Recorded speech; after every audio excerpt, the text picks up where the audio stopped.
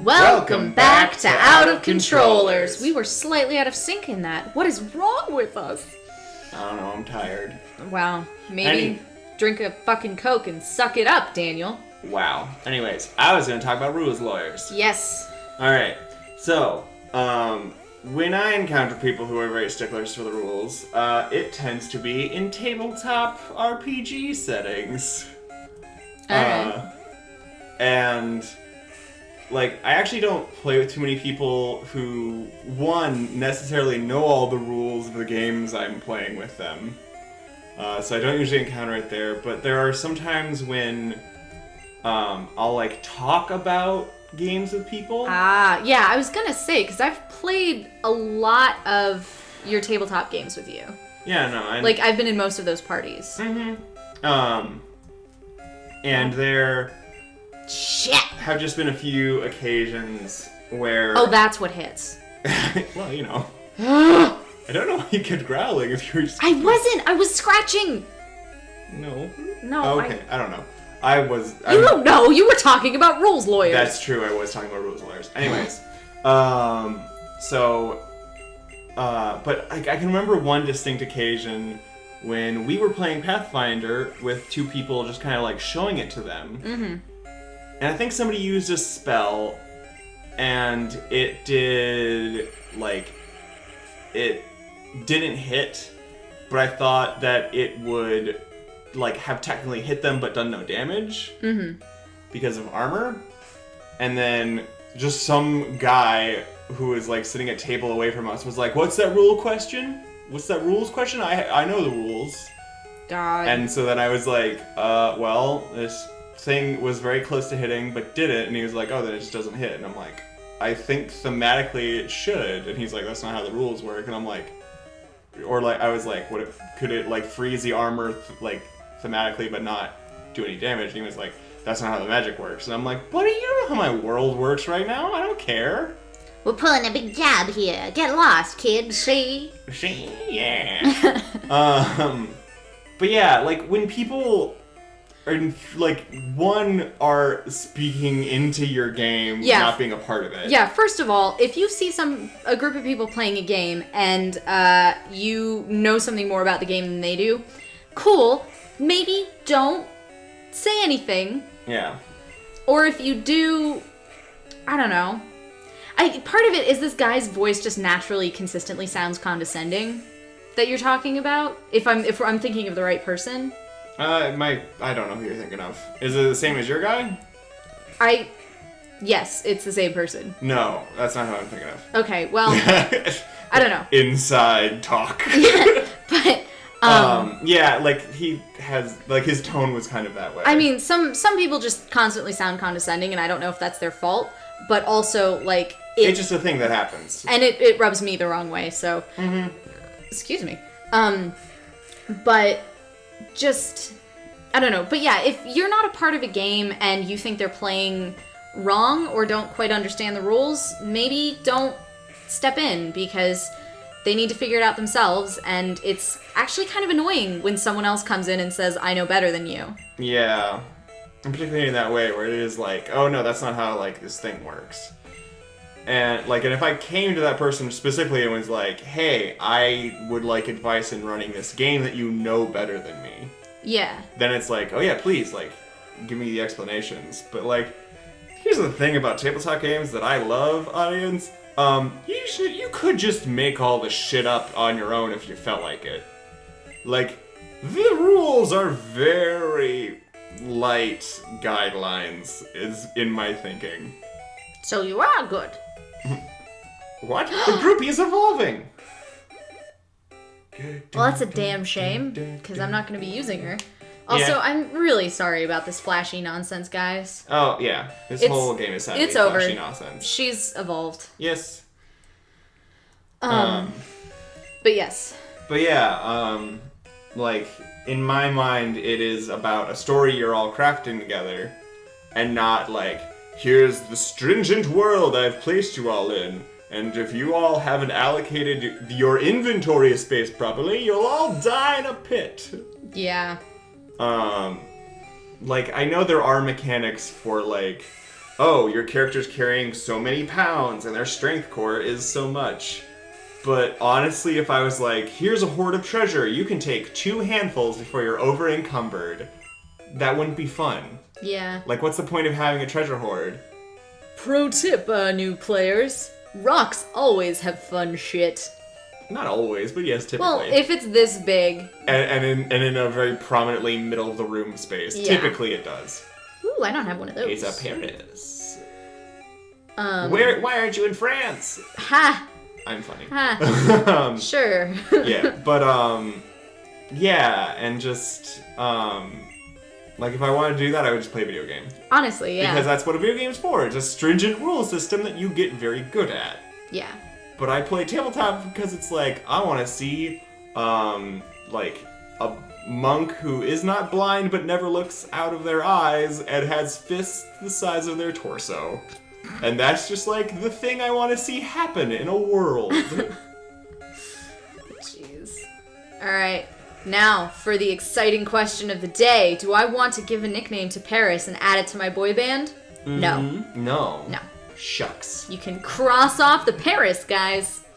Oh, goodness. Also, I feel like I should probably make clear, because I haven't been making this terribly clear, I use guys in a gender-neutral sense. Yeah. Like peoples. Did you come to explore too? No, I came to get through here. Shoves child out of the way. But yeah, that's just one of the verbal tics I have. Yeah. And I know... I totally get why some people don't like that. I don't know.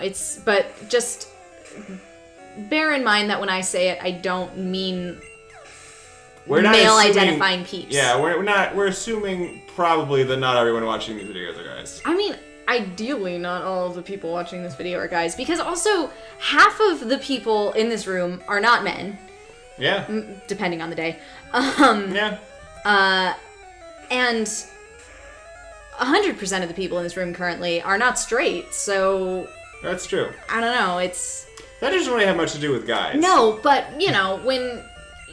There's a very specific culture that caters to cis straight guys. That's true. And that's in not... gaming, specifically. Yeah, exactly. Mm-hmm. Yeah, that is a frustrating thing. Like... I don't know. I've been thinking about this a little bit, audience, but it's like, you know the game Super Smash Brothers? Oh my god, yeah. Alright. That has, like... I think it's a fun romp of a game. Because you can just, like, get blown up at any moment. And then sometimes there's a competitive mentality that goes on, and a competitive culture that's been built up, where it's like, no, this is serious business. He's so cute. Sorry. Continue. Where there's like culture is built up where it's like, no, you need to like turn off all the items and like use only these specific characters because they're the good, even balanced ones. And like you only fight on the flat stages because then no one has like terrain advantage. And I'm like, whoa, you shocked me. Oh, you're just a kid. He's been working on that line all day and then he wasted it on us. It's true. He has an impressive beard. Anyway. He does. But yeah, and so like I can understand that like a real competitive like sports culture that builds up can be really entertaining for some people. And that's great. But like oftentimes when I interact with people in Smash, it's like, dude, you're picking Ike again. Stop it. And I'm like, buddy, you've picked Kirby every time. I don't care. Like, who cares if, like, you're just gonna turn into a brick above my head? I'm gonna counter. Like, that's the way we play our game, and it's fun. Also, we're gonna turn items on very high rate of appearance because I like to just chuck boxes at you. Alright, unpopular opinion time. I really don't like Smash. Mm-hmm. And it has nothing to do with the culture, although I think it is definitely a part of toxic gaming culture. But really what it is I need a story.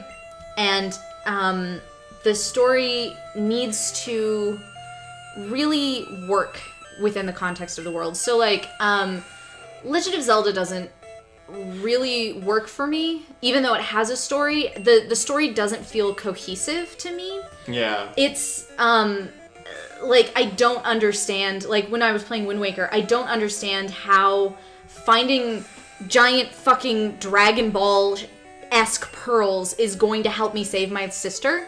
Mm-hmm. And I also don't understand what saving my sister has to do with saving the Princess Zelda, because that has to happen, and I know it has to happen. In many of them. I mean, it's a Legend of Zelda game. It's gonna happen. But so I need a story, and I need more than a story. I need it to kind of make sense and be consistent, even if it's a really shitty story. Mm-hmm. I need that consistency, and I need that just like Pokemon has a really minimal story, but it's consistent throughout, and it's like you're just doing this, and occasionally you run into plot. Yeah. But with Smash, there is no goddamn story. And that's fine. It just doesn't hold my attention naturally. I would really have to fight to care about it. But I can't even bring myself to care about it in a really basic sense because I can't play Smash.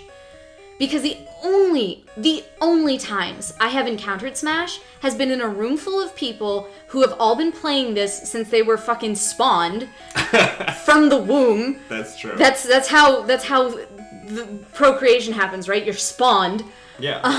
Holding a GameCube controller, playing Smash. Yeah. And so I really don't have any avenue to learn how to play it. Because playing Smash by yourself is just sad. And like, or at least a slog for you. Yeah, because there's no plot for me to care about. It's just me learning which buttons are the most optimal to mash, and I'm like, why the fuck do I care?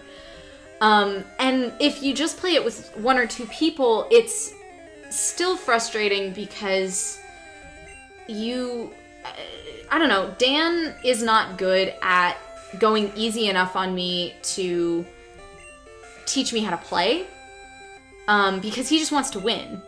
And I understand that mentality 5,000%. But it makes it really hard to want to play. And again, when it's just like two people playing Smash, it's not fun. Because you might as well be playing literally any other fighting game.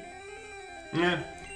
So really you have to play it in a large group of people, but there's not a great way to sort of ease into that. Yeah. So I feel it's the kind of game where I feel like it would be fun if I could ever figure out how to fucking play it.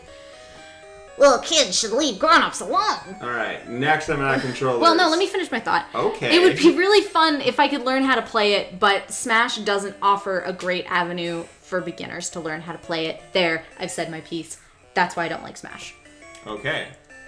Next time Out of Controllers, we'll keep fighting this rocket fight. Yes, we will. Please tell your friends about us, please subscribe, and thank you so much for watching. Yeah, thanks for watching. Bye. Bye.